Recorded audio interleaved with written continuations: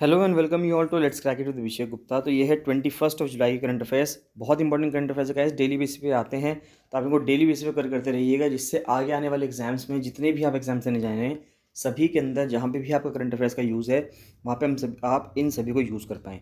Prelims basis पे जितने भी सवाल आते हैं उन सभी से डायरेक्ट सवाल आएंगे इन करंट अफेयर से, और मेंस में आप इन सभी करंट अफेयर्स को यूज़ कर सकते हैं अपने आंसर को अच्छा बनाने के लिए, अपने एस्से को अच्छा बनाने के लिए। तो गाइस बताना चाहूँगा कि अगर आपने let's crack it with Abhishek Gupta का यूट्यूब में सब्सक्राइब नहीं किया है तो उसको जरूर सब्सक्राइब कर लीजिएगा। और let's crack it with Abhishek Gupta का फ्री टेलीग्राम चैनल भी है, जिसका लिंक आपको वीडियो के डिस्क्रिप्शन में मिल जाएगा। उसको जरूर ज्वाइन कर लेना, उसका लिंक आपको वीडियो के डिस्क्रिप्शन में मिलेगा। उसको ज्वाइन करना बहुत ज़रूरी है, क्योंकि सारे अपडेट्स वहीं पर आते हैं। करंट अफेयर्स की जितनी भी चीज़ें हैं वो वहीं पर मिलती है आपको। साथ साथ मेन्स आंसर राइटिंग के लिए जो सवाल हैं वो भी सब वहीं पर मिलते हैं, तो उसको जरूर से जरूर ज्वाइन कर लेना। गैस बताना चाहूँगा लोअर पीसीएस मेंस के लिए, एफआरओ मेंस, आरओआर और एडवोकेट जनरल मेंस के लिए टेस्ट सीरीज चल रही है। तो जो भी विलिंग कैंडिडेट्स हैं जो चाहते हैं कि वो टेस्ट सीरीज़ ज्वाइन करें और अपनी परफॉर्मेंस टेस्ट करें, तो वो मुझे 7665804421 पर कॉल या मैसेज कर सकते हैं। चलिए स्टार्ट करते हैं 21 जुलाई करंट अफेयर्स। सबसे पहले GS1 से न्यूज़ आ रही है कि उत्तराखंड के मंदिरों के ऊपर एक किताब लॉन्च की गई है। तो उत्तराखंड चीफ मिनिस्टर पुष्कर सिंह धामी जी ने एक किताब लॉन्च करी है, स्पेशल बुक है, देहरादून में उन्होंने लॉन्च की है, जो उत्तराखंड के मंदिरों को दर्शा रही है। उसको आराधना जोहरी जी के द्वारा लिखा गया है, और किताब का नाम है beyond the misty veil temple tales of Uttarakhand. तो ये जो है टेम्पल टूरिज़्म को बढ़ाने के लिए स्टेट के अंदर, उत्तराखंड के अंदर जो मंदिर का जो टूरिज़्म है, पर्यटन है, उसको बढ़ावा देने के लिए इसको लिखा गया है। नेक्स्ट आता है मॉन्यूमेंट्स एंड देयर सराउंडिंग्स। तो अगर हम देखें राइटर के द्वारा एक चीज़ लिखी गई है, बहुत ही अच्छा है। उनका कहना ये है कि हर मॉन्यूमेंट जो है वो अपने चारों तरफ उसके जो लैंडस्केप होता है उससे कनेक्टेड रहता है, यानी कि उसके आसपास का जो परिदृश्य रहता है उससे कनेक्टेड रहता है। कैसे बता रहे हैं वो बताना चाह रहे हैं कि जो रॉकेट सेंचुरीज़ हैं, बाराबर केव्स जो मिलेंगी आपको बिहार की, अजंता केव्स हैं महाराष्ट्र की, फिर मसरूर केव्स हिमाचल प्रदेश में मिलेंगी, और गुंटूपल्ली केव्स आंध्र प्रदेश में मिलेंगी। वो आसपास का जो आउटक्रॉप्स हैं या केनियंस हैं जो नदियों के द्वारा बनी हैं, वहाँ से कनेक्टेड हैं। फिर पटादकल के जो टेम्पल्स हैं कर्नाटका के, वो लिंक्ड हैं मालप्रभा रिवर से, क्योंकि वहाँ पर मालप्रभा नदी बहती है। फिर विरमगम का जो मुनसर तालाब है गुजरात का, वो सेंटर पीस है of a landscape consisting of interlocking ponds. तो वहाँ पे पॉन्ड्स हैं, स्लूइस गेट्स हैं, डीकेंटिंग वेल्स हैं। डीकेंटिंग वेल्स वो होता है जहाँ पर जो कुएँ हैं, कुएँ में जो मिट्टी है वो नीचे बैठ जाती है। देन इरिगेशन कैनाल्स हैं एंड फार्मलैंड्स, यानी कि इन सब चीज़ों से ये जो तालाब है ये जो है इंटरकनेक्टेड है। लखनऊ के जो इमाम बाड़ा हैं, दो इमाम बाड़ा हैं, एक छोटा इमाम बाड़ा है और एक बड़ा इमाम बाड़ा है लखनऊ में। तो वह tied to markets, palaces, processional roads and gardens. तो वहाँ पे जो बाज़ार हैं, वहाँ पे जो महल हैं, जो प्रोसेशनल रोड्स हैं, यहाँ पे प्रोसेशन होता था, यानी कि राजा जो है वो जाया करते थे। और जो वहाँ के जो गार्डन्स हैं, चारबाग स्टाइल के जो गार्डन्स हैं मुगल के, उस सब से कनेक्टेड है। नेक्स्ट आता है GS2 से न्यूज़ आ रही है सबसे पहले कि क्लैरिफिकेशन मांगी गई है Tamil Nadu anti NEET bill pay. अब देखिए एंटी नीट बिल पे और क्या क्या चल रहा है वो हमारे लिए जानने की इतनी ज़रूरत नहीं है। बात यह है कि अगर कोई बिल को रिज़र्व कर दिया जाता है गवर्नर के द्वारा राष्ट्रपति से बात करने के लिए, कि ये राष्ट्रपति जो हैं वो उसको, प्रेसिडेंट जो है वो उसको परमिशन देंगे, उस बिल को पास करेंगे, तो क्या होता है। तो एज पर प्रैक्टिस जो बिल्स रिजर्व कर लिए जाते हैं गवर्नर्स ऑफ स्टेट्स के द्वारा are processed in the ministry in consultation with the nodal central ministries and department. यानी कि वो बिल जिस चीज़ से रिलेटेड होता है, अगर गवर्नर उसको प्रेसिडेंट के लिए रिजर्व कर देता है, तो प्रेसिडेंट से रिजर्व करने का मतलब ये हुआ कि वो बिल जिस भी डिपार्टमेंट का है, उस डिपार्टमेंट की, यानी कि उस चीज़ की जो मिनिस्ट्री है वो अब उसके ऊपर एक्शन लेगी। वो मिनिस्ट्री उस बिल को पढ़ेगी और तरीके से एग्जामिन करेगी कि क्या वो बिल जो है वो पास होने लायक है या नहीं है, और उसी हिसाब से रिकमेंडेशन प्रोवाइड करेगी प्रेसिडेंट को। Accordingly the consultation process with nodal ministries, central ministries of departments concerned with the bill was initiated. अब जैसे यहाँ पे नीट के ऊपर बात आ रही है, तो यहाँ पे ministry of health and family welfare की बात आ जाएगी और मिनिस्ट्री ऑफ आयुष की आ जाएगी, क्योंकि नीट का एग्ज़ाम के थ्रू हम मेडिकल में एडमिशन्स के लिए ही नीट का एग्ज़ाम होता है। The Ministry of Health and Family Welfare and Ministry of Ayush furnished their comments on the bill, which have been shared with the government of Tamil Nadu for their comments and clarifications. तो next आता है तो next आता है, यहाँ से ये news change हो जाती है। हमें सिर्फ इतना सीखना था इससे कि जो मिनिस्ट्री ऑफ आयुष है और ministry of health and family welfare है वो इस बिल को देख रही है और ये रिकमेंडेशन देंगी किसको, प्रेसिडेंट को। इसके बाद ये नेक्स्ट न्यूज़ आती है, यहाँ पे जो सेपरेशन था दो न्यूज़ के बीच में वो नहीं हो रहा है, तो मैं आपको बता रहा हूँ यहाँ पे। अगली न्यूज़ ये आती है कि अभी लोकसभा के अंदर जैसे मानसून सेशन स्टार्ट हो गया है, जो मानसून बजट है, मानसून सेशन है, सत्र है, वो स्टार्ट हो गया है। तो उसके बाद वहाँ पे जो रिपोर्ट्स दी जा रही हैं जो लोकसभा के अंदर या राज्यसभा के अंदर जो जवाब दिए जा रहे हैं, तो उसके तहत ये बताया गया है कि 1.6 लाख इंडियंस ने 2021 में भारतीय नागरिकता छोड़ दी है। यानी कि अब तक का सबसे बड़ा नंबर रहा है ये पिछले 5 सालों में गृह मंत्रालय के अनुसार, कि जिसमें सबसे ज़्यादा भारतीयों ने भारत की जो आप कह सकते हैं सिटीजनशिप है, नागरिकता है, उसको छोड़ दी है। तो over 78,000 Indians acquired the US citizenship. तो 78,000 लोगों ने तो यूएस की सिटीजनशिप ही ले ली है, जो कि सभी कंट्रीज़ के मुकाबले सबसे ज़्यादा रहा है। India does not allow dual citizenship. Bharat तो डुअल सिटीजनशिप अलाउ नहीं करता है। एज मैनी एज 362 इंडियंस जो चाइना में रह रहे थे, उन्होंने चाइनीज सिटीजनशिप ले ली है। तो अगर हम देखें तो 2017, 18, 19 और 20 के अंदर अगर हम देखें तो 1,33,000 लोगों ने भारत की सिटीजनशिप छोड़ी, फिर 1,34,000 ने, फिर 1,44,000 ने, फिर 85,000 ने 2020 में। और 2021 में देखा जाए तो 2021 में 1.6 लाख भारतीयों ने, यानी कि 1,60,000 भारतीयों ने भारत की नागरिकता छोड़कर दूसरे देशों की नागरिकता ले ली है। नेक्स्ट आता है, दिल्ली सरकार का प्लान है कि जो मिशन बुनियाद चला रखा है उन्होंने, कि उसको एक्सटेंड किया जाए। दिल्ली गवर्नमेंट ने ट्यूसडे में कहा है कि दैट अंडर मिशन बुनियाद held between April and June, students of government and municipal corporation of Delhi schools have shown 20 to 30% improvement in literacy and numeracy skills.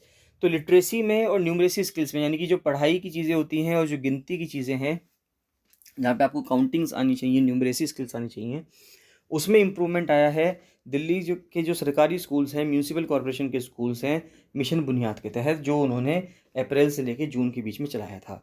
तो mission Buniyaad was started during the summer holidays to help bridge the learning gaps caused by Covid induced lockdowns.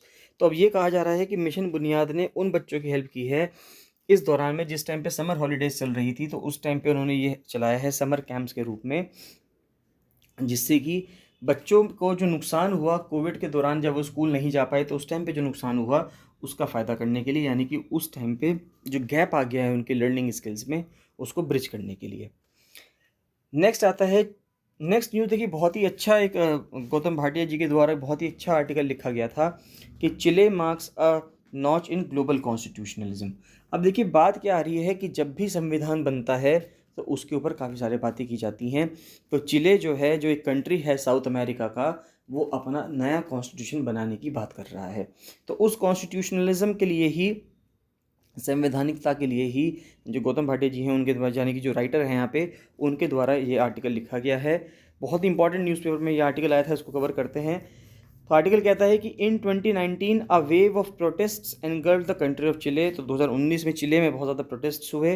These protest were triggered by familiar themes. अब देखिए वहाँ पे क्या क्या themes थी। एक तो सोशल इनइक्वालिटी, यानी कि वहाँ पे समाज में असमानता थी, इनइक्वालिटी थी, यानी कि अमीर बहुत अमीर थे, गरीब बहुत गरीब थे। कॉस्ट ऑफ लिविंग वहाँ पे बढ़ रही थी।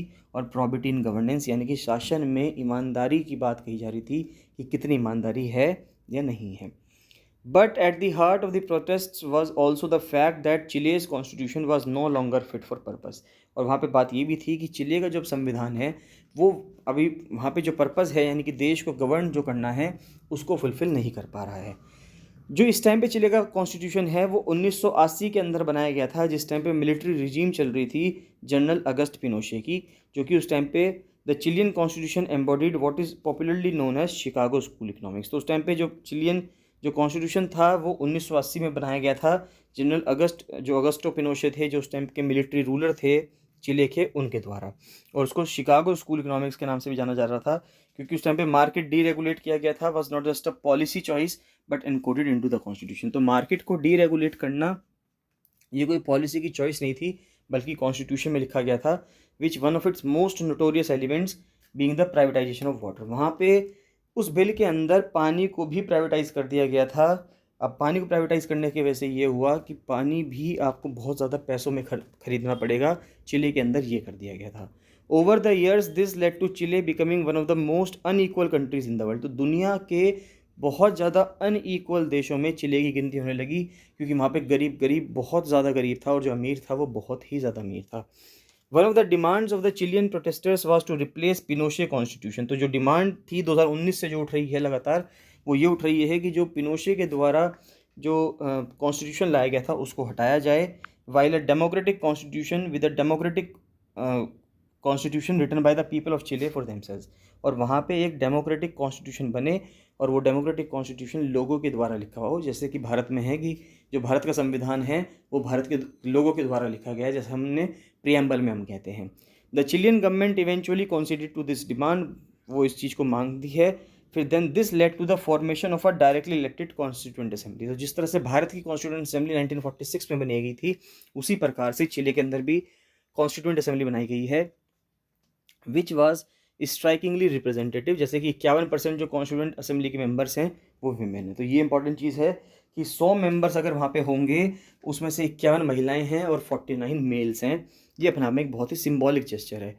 And there were 17 reserve seats for indigenous people. तो 17 जो सीट्स हैं वो इंडिजिनियस पीपल यानी कि जो शेड्यूल्ड ट्राइब्स के जैसे लोग होते हैं फॉर एग्जाम्पल, उनके लिए है। Constituent assembly members also included people from across the socio economic and geographical spectrum of Chile. यानी कि जो सामाजिक के हिसाब से देखें या इकोनॉमिक के हिसाब से देखें, और साथ साथ जोग्राफिकल स्पेक्ट्रम यानी कि पूरी जो जोग्राफी है चिले की, वहाँ से सभी जगहों से लोग उसके अंदर आते हैं। सेक्शुअल माइनॉरिटीज़ टू, जो सेक्शुअल माइनॉरिटीज़ हैं वो लोग भी इस ड्राफ्ट कमेटी में यानी कि जो कॉन्स्टिट्यूशन को बनाएगी उसके अंदर इंक्लूड किए गए हैं। अब हिस्ट्री ऑफ कॉन्स्टिट्यूशनलिज्म देखेंगे। अब देखिए बात क्या है कि बात ये है, ये न्यूज़ को इसलिए कवर किया जा रहा है इसमें, कहने को तो न्यूज़ ये चिले की है, लेकिन भारत में किस तरह से, इसी तरह से भारत में भी इम्प्रूवमेंट हुआ है। और भारत के कॉन्स्टिट्यूशन की ये खूबसूरती कि भारत का संविधान जो है, जो हम उसको एक लिविंग डॉक्यूमेंट कहते हैं, कि जैसे जैसे दुनिया में जो जो चीज़ों की नीड पड़ी, भारत के संविधान ने भी बहुत ही अच्छे तरीके से उसको अपने यहाँ अपना ली। तो उसको समझने की कोशिश करेंगे, मैं आपको समझाने की कोशिश करूँगा। तो देखते हैं, in the early to mid 20th century जो कॉन्स्टिट्यूशनल ड्राफ्टिंग थी पूरी दुनिया में, वो यूनाइटेड स्टेट्स के मॉडल के आसपास घूमती थी। राइटर का कहना ये है कि ज़्यादातर हम यूएसए का मॉडल देखते थे कि यूएसए का कॉन्स्टिट्यूशन कैसा है, और उसी प्रकार से पूरी दुनिया में जो कॉन्स्टिट्यूशन था वो बना करता था। It was believe that the purpose of a constitution was to constrain state power. ये माना जाता था कि कॉन्स्टिट्यूशन तो इसलिए बना रहे हैं जिससे कि जो स्टेट की पावर है, यानी कि जो कंट्री की जो पावर है, उसके ऊपर लगाम लगाई जा सके। बात बिल्कुल सही है। भारत में भी जो संविधान बनाया गया वो इसलिए बनाया गया था शुरू में कि स्टेट के पास क्या पावर्स होंगी, स्टेट की पावर्स को कहाँ कंट्रोल रखना है, जिसकी वजह से बिल ऑफ राइट्स भी इंक्लूड किया गया था, यानी कि फंडामेंटल राइट्स को, मौलिक अधिकारों को इसलिए इंक्लूड किया गया। इसलिए constitution set out enforceable bill of right, यानी कि जो एनफोर्सेबल होगा सरकार के द्वारा, यानी कि सरकार के द्वारा नहीं, जुडिशरी के द्वारा, बिल ऑफ राइट यानी कि fundamental rights, and divided power between 3 wings, और 3 विंग्स के बीच में पावर डिवाइडेड होंगी, लेजिस्लेचर, एग्जीक्यूटिव, जुडिशरी। तो यही सोच के साथ भारत का संविधान भी बना था। ये तो बात बिल्कुल सही बात है। In the latter half of the 20th century, it came to be understood that this vision of constitutionalism was necessary but inadequate. लेकिन बाद में 20th century की जो अगर आप लेटर हाफ देखोगे, यानी कि 1960, 1970, 1980 की बात अगर हम करें, तो उस टाइम पे ये समझ में आने लगा कि सिर्फ इन चीज़ों से कि 3 पार्ट्स में डिवाइड कर दो कि एग्जीक्यूटिव, लेजिस्लेटिव और जुडिशरी, और फंडामेंटल राइट वगैरह दे दें, तो उससे काम हो जाएगा, तो उससे काम नहीं चलेगा। तो उसके अलावा भी कई सारी चीज़ें हैं जो उसके अंदर हमें डालनी होंगी कॉन्स्टिट्यूशन में, जिसमें कॉन्स्टिट्यूशन में कमी है मान लेते हैं। But inadequate to address the many problems faced by countries across the world. तो यानी कि ये जो कॉन्स्टिट्यूशन है, वो कॉन्स्टिट्यूशन जो देश में रहने वाले लोग रोज़मर्रा की ज़िंदगी में बहुत सारी चीज़ों को फेस करते हैं, उसको हैंडल करने में अपर्याप्त था। For one thing, constitution tended to ignore the social question and issues around equitable access to material resources. तो एक तो कॉन्स्टिट्यूशन के साथ ये दिक्कत है कि जो सोशल क्वेश्चन है, यानी कि समाज के ऊपर जो प्रश्न उठता है, उसमें वो कहीं ना कहीं पीछे रहता है, और जो मटेरियल रिसोर्सेज को लोगों तक इक्विटेबली पहुंचाना है, यानी कि इक्विटेबली लोगों के पास चीज़ें पहुंचे, उसमें भी दिक्कत है। In response, starting in the 1980s, constitutions began to include socio economic rights. तो कॉन्स्टिट्यूशन जो है 1980s के बाद उसने सोशियो इकोनॉमिक राइट्स जो हैं उसको कैप्चर करना शुरू करा। तो फिर 1980 के बाद से जो सोशियो इकोनॉमिक राइट्स की डिमांड उठी, जैसे कि राइट टू हाउसिंग की अगर हम बात करें, राइट टू एजुकेशन की बात करें, राइट टू हेल्थ की बात करें, जो ये बिल ऑफ राइट है यानी कि फंडामेंटल राइट्स है, इनके अंदर इनकी बात भी करने लगी। और इम्पॉर्टेंट बात यह है कि इंडियन कॉन्स्टिट्यूशन की ये ब्यूटी है कि इन चीज़ों को भी भारतीय संविधान ने अपने यहाँ अपनाया है। अगर हम एजुकेशन की बात करें तो राइट टू एजुकेशन को फंडामेंटल राइट बनाया गया आर्टिकल 21A के तहत, 86 कॉन्स्टिट्यूशन अमेंडमेंट के तहत। यानी कि ऐसा नहीं है कि जो भारतीय संविधान है वो कहीं ना कहीं पीछे रहा है।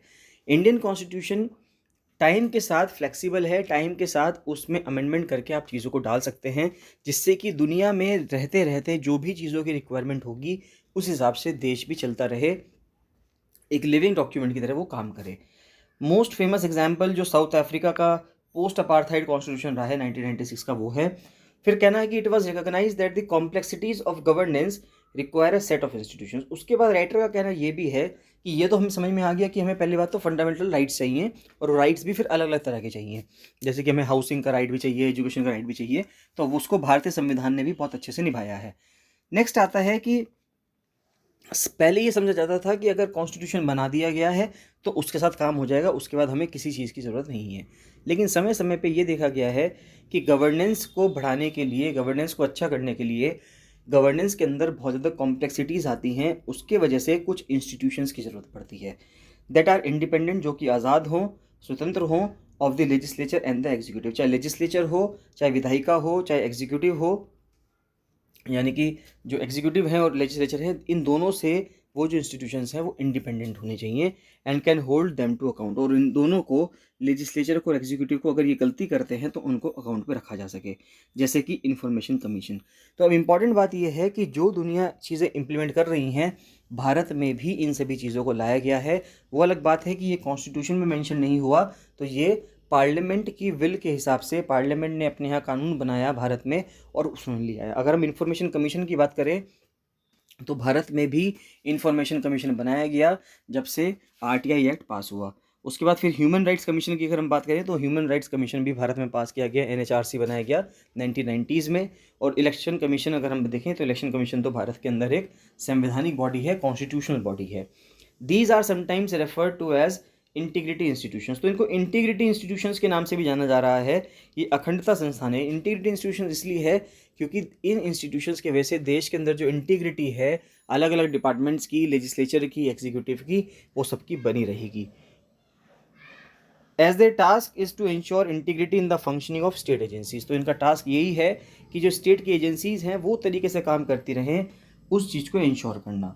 तीसरा आता है कि it was recognise that mere periodic elections constitute only a thin and attenuated version of democracy. यानी उनका कहना यह है कि सिर्फ अगर आप पीरियोडिक इलेक्शंस करवाते रहें उससे नहीं होगा। मतलब हम पहले बात तो ये आती थी कि अगर पीरियोडिक इलेक्शंस हो रहे हैं तो वो अपने आप में बहुत बड़ी बात मानी जाती थी। तो पहले पीरियोडिक इलेक्शंस को बहुत बड़ी बात मानी जाती थी, लेकिन अब पीरियोडिक इलेक्शंस भी इतनी बड़ी बात नहीं है। उनका कहना यह है कि this is exaggerated by the fact that elections require money. Important बात यहाँ पे ये आई है कि हर इलेक्शन में बहुत ज़्यादा पैसा लगता है। Election requires money and often the banking of established political parties. और जो इस्टेब्लिश्ड पॉलिटिकल पार्टीज़ हैं, यानी कि देश के अंदर जो बड़ी बड़ी पॉलिटिकल पार्टीज़ हैं, उन्हीं की बैकिंग की वजह से इलेक्शन भी होते हैं। तो thus to have a rich and thriving democracy, there needs to be a deeper and more substantive involvement of the people in between election cycles। उनका कहना यह है कि डेमोक्रेसी को और ज़्यादा इफेक्टिव होने के लिए एक डीपर और सब्सटेंटिव इन्वॉल्वमेंट चाहिए लोगों का दो इलेक्शन साइकिल के बीच में, यानी कि दो इलेक्शंस के बीच में लोगों का इन्वॉल्वमेंट और ज़्यादा होना चाहिए, ये कहना है राइटर का। This has come to be known as the requirement of public participation. की पब्लिक पार्टिसिपेशन का जो रिक्वायरमेंट है वो यहाँ से निकल के आती है। 2010 का जो कॉन्स्टिट्यूशन है केनिया का, वो यहाँ पे यही बताता है कि it mandates public participation in the process of law making. तो जो पब्लिक पार्टिसिपेशन दिखाया गया है केनिया के संविधान में कि जो लॉ मेकिंग है यानी कानून बनाया जाएगा तो लोग उसमें पार्टिसिपेट करेंगे, एंड ऑल्सो एनविजन्स पॉपुलर इनिशिएटिव्स। अब देखिए कई सारे देश ऐसे हैं यूरोप के अंदर भी, जैसे कि स्विट्ज़रलैंड है, वहाँ पर भी पब्लिक पार्टिसिपेशन का बहुत इंपॉर्टेंट रोल है कि पब्लिकली पार्टिसिपेट किया जाता है। अगर किसी चीज़ के ऊपर कानून लाना होता है तो पहले वहाँ पे सभी लोगों के द्वारा रेफरेंडम करवा लिया जाता है या प्लेबिसाइट करा लिया जाता है कि क्या इस चीज़ के ऊपर बिल बनना चाहिए, कानून बनना चाहिए, नहीं बनना चाहिए। एज एर one way of bringing about constitutional change. Next आता है outreach over the new national emblem. देखिए अगर हम नेशनल एम्बलम की बात करें तो ये सभी को पता है कि नया नेशनल एम्बलम जो पार्लियामेंट की बिल्डिंग पे कि जो नया नेशनल एम्बलम है जिसको लॉन्च किया गया था प्राइम मिनिस्टर के द्वारा, ये जब किया गया पार्लियामेंट की जो नई बिल्डिंग बन रही है उसके ऊपर, तो काफ़ी ज़्यादा इस पर क्वेश्चन हुआ कि जो उनके चेहरे हैं वो थोड़े अलग दिख रहे हैं शेरों के, तो उसके ऊपर काफ़ी कंट्रोवर्सीज़ है। तो वो सबको पता है कंट्रोवर्सीज़ क्या है, लेकिन इसके पीछे हिस्ट्री क्या है नेशनल एम्बलम की, जो हमारे एग्जाम पॉइंट ऑफ व्यू से इंपॉर्टेंट है, उसको समझने की कोशिश करते हैं। तो 4 Asiatic lions are part of the national emblem. अब इंपॉर्टेंट बात यह है कि 4 एशियाटिक लॉयन जो हैं वो पार्ट हैं इसके, जिसमें से हमें हमेशा एक समय पे 3 लॉयन ही दिखते हैं, 3 शेर ही दिखते हैं। चौथा शेर जो होता है वो जनरल व्यू से हमेशा छुपा रहता है, यानी कि एक आदमी जब जब भी देखेगा तो उसको 3 शेर दिखेंगे, चौथा शेर नहीं दिखेगा। They are taken from the Sarnath lion capital. तो सारनाथ में जो लॉयन कैपिटल है of the Mauryan emperor Ashoka, वहाँ से इसको लिया गया है। ये 7 फीट टॉल स्कल्पचर था, made of polished sandstone, represented courage, power and pride. अब देखिए ये 7 फुट लंबा था जो सारनाथ में है पिलर, और पॉलिश्ड एक सैंडस्टोन से बना हुआ है जो एक करेज को दिखाता है, साहस को दिखाता है, ताकत को दिखाता है और गर्व को प्रदर्शित करता है। Built in 250 BC to commemorate the first sermon of Gautam Buddha. तो इसको बिल्ड क्यों किया गया था, ये इंपॉर्टेंट चीज़ें हैं, ये सवाल सब पूछे जा सकते हैं कि इसको 250 BC में बिल्ड किया गया था कॉमेमोरेट करने के लिए। पहला सरमोन जो गौतम बुद्ध जी ने पहला सरमोन दिया था अपना, यानी कि पहली प्रीचिंग्स करी थी, तो उसको कॉमेमोरेट करने के लिए 250 BC में इसको बनाया गया था।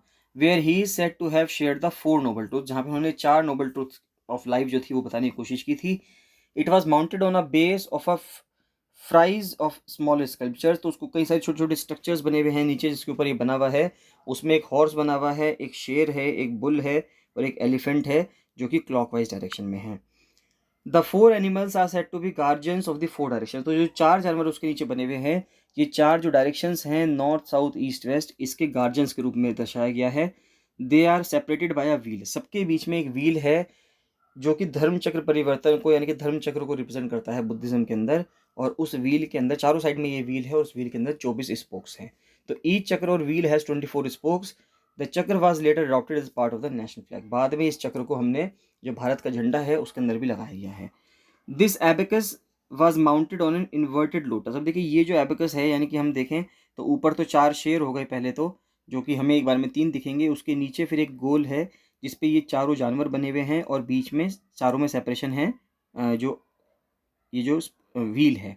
इसके बाद ये जो बना हुआ है पूरा, ये एक उल्टा लोटस है उसके ऊपर बना हुआ है। यहाँ पे एक लोटस की शेप का बना हुआ है और ये उल्टे लोटस के ऊपर ये चीज़ें रखी गई हैं, which is symbol of Buddhism. तो जो लोटस है वो भी बुद्धिज्म का सिंबल है।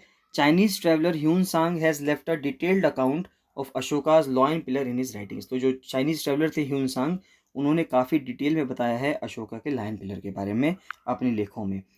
The pillar was part of Ashoka's plan to spread Buddha teachings. तो जो बुद्धिज्म की जो टीचिंग्स थी उसको स्प्रेड करने के लिए जो पिलर था वो अशोका का प्लान हुआ करता था। After the large scale massacre in the battle of Kalinga, Ashok व शेखर and embraced Buddhism with its emphasis on ahimsa. तो अब ये कहा जाता है, ये एक थ्योरी है जिसमें कहा जाता है कि जब बहुत ज़्यादा मैसेकर हुआ, यानी कि बहुत ज़्यादा नरसंहार हुआ उस टाइम पे, तो जो जब बैटल ऑफ कलिंग हुआ तो उस टाइम पे फिर अशोक जो थे वो हिल गए अंदर से और उन्होंने बुद्धिज़्म को अपना लिया। ये एक थ्योरी है। दूसरी थ्योरी यहाँ पे मैं आपको बताना चाहूँगा गाइस कि दूसरी थ्योरी यहाँ पे ये भी है, कुछ लोग यहाँ पे ये भी कहते हैं कि कलिंग को जीतने के बाद भारत, पूरा का पूरा जो भारत है अफगानिस्तान से लेके नीचे तक का सारा भारत जो है वो अशोक एम्पायर के अंडर आ चुका था, मौर्यन एम्पायर के अंडर आ चुका था। यानी कि अब जीतने के लिए कुछ बचा ही नहीं था कि अब किसी चीज़ के को जीता जाए। तो जब किसी चीज़ को जीतने के लिए बचा ही नहीं था तो अब अशोक जो थे वो किससे लड़ते। तो एक थ्योरी ये भी कहती है कि इसके बाद जब अशोक ने देखा कि अब कुछ नहीं बचा है जीतने के लिए, तो उन्होंने बुद्धिज्म धर्म को अपना लिया।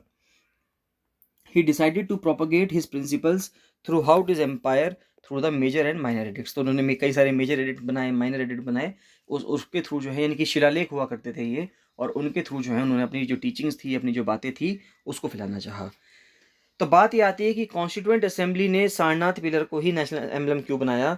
तो जब भारत ने इंडिपेंडेंस प्राप्त करी, the constituent assembly decided on the Sarnath pillar as the national emblem. It was felt that the pillar epitomised the power, courage and confidence of the free nation. तो ये माना गया कि जो पिलर है ये ही भारत की जो पावर है, ताकत है, साहस है और जो विश्वास है, कॉन्फिडेंस है, फ्री नेशन के रूप में उसको दर्शाता है। The emblem depicts a 2D sculpture. और देखिए एम्बलम जो है एक 2D स्कल्पचर है जिसमें सत्यमेव जयते लिखा हुआ है, जो कि मुंडका उपनिषद से लिया गया है और देवनागरी स्क्रिप्ट यानी कि हिंदी में लिखा हुआ है। 26 जनवरी 1950 में जो lion capital of Ashoka at Sarnath है, ये ऑफिशियली नेशनल एम्बलम बन गया भारत का। ये जो एम्बलम है ये रिप्रेजेंट करता है seal of the Republic of India. तो भारत की जो सील है रिपब्लिक ऑफ इंडिया की, उसको ये एम्बलम दर्शाता है। 5 students of renowned artist Nandlal Bose created the emblem. अब ये इंपॉर्टेंट चीज़ है कि जो 5 स्टूडेंट्स थे नंदलाल बोस के, उन्होंने इसको बनाया है। उनमें से कौन कौन थे? अमंग देम वर एक जगदीश मित्तल थे, फिर एक कृपाल सिंह शेखावत हैं, फिर एक गौरी भांजा हैं, फिर दीनानाथ भार्गव हैं, जो कि एक यंग मैन हुआ करते थे अपनी 20s में सब। He was advised by Bose to visit the Kolkata zoo to observe the lions. अब देखिए ये चीज़ इंपॉर्टेंट है, समझने की कोशिश कीजिए कि जो नेशनल एम्बलम बनाया गया वो कैसे बनाया गया, कि बोस के द्वारा एडवाइस किया गया अपने स्टूडेंट्स को कि आप कोलकाता जू जाओ और वहाँ पे ये देखो और लॉयंस को इतना क्लोजली आप वहाँ पे ऑब्जर्व करो कि उनकी जो फेशियल एक्सप्रेशंस हैं उनकी तरफ ध्यान दीजिए। तो उसके बाद he said to have travelled 200 kilometres to observe the lions from close quarters.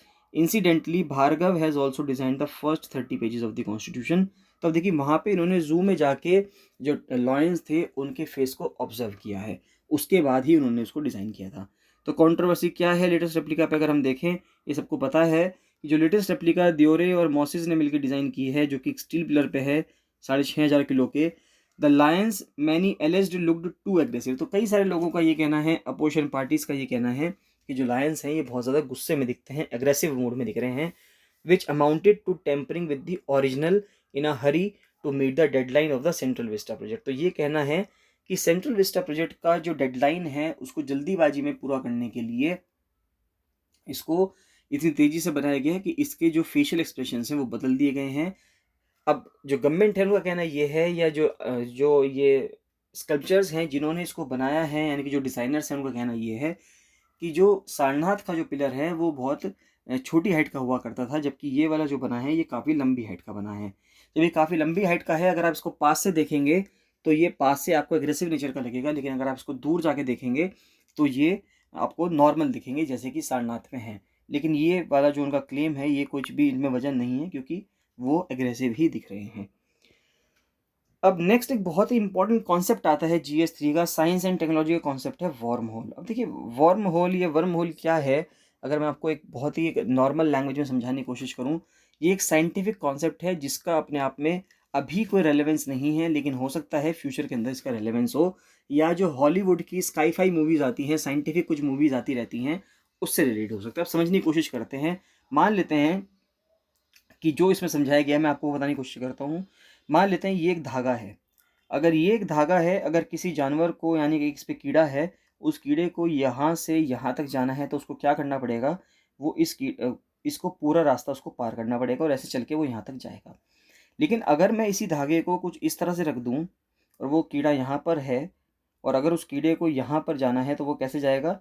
अगर वो कीड़ा नहीं जानता कि वो उड़ के यहाँ तक जा सकता है या कूद कर यहाँ तक जा सकता है, तो क्या करेगा, वो इस पर पूरा चलते हुए जाएगा और ऐसे पहुँचेगा।